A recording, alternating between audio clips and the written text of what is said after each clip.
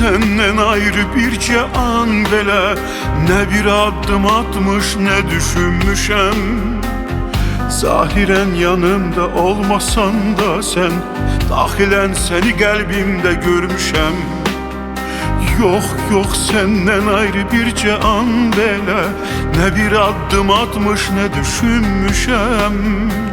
Hər zaman yanımda olmasan da sən, qəlbimin gözüyle səni görmüşəm. Sevmişəm hər zaman, yenə sevmişəm. Düşür xatirimə seninle ilk görüş yerim. Düşür xatirimə dumanlı kendi günlerim. İçkin düşmüş sevgim xəyal kimi hərdən.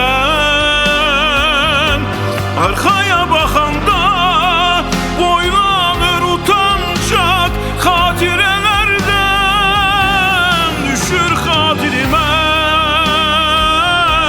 seninle ilk görüş yerim benim. Düşür xatirimə yenə dumanlı kendi günlerim benim.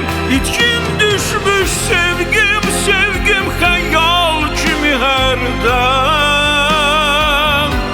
Arkaya baxanda boylanır utancaq xatirələrdən.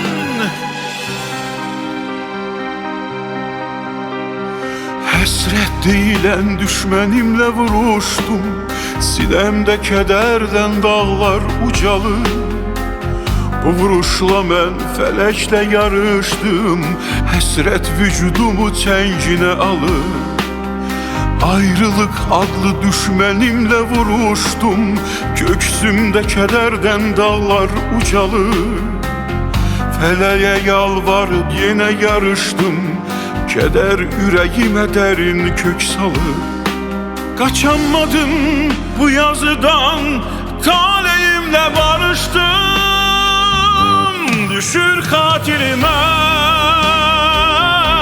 seninle ilk görüş yerim. Düşür xatirimə yenə dumanlı kendi günlerim benim. İçkin düşmüş sevgim xəyal kimi hərdən. Arkaya baxanda boylanır utancaq xatirələrdən.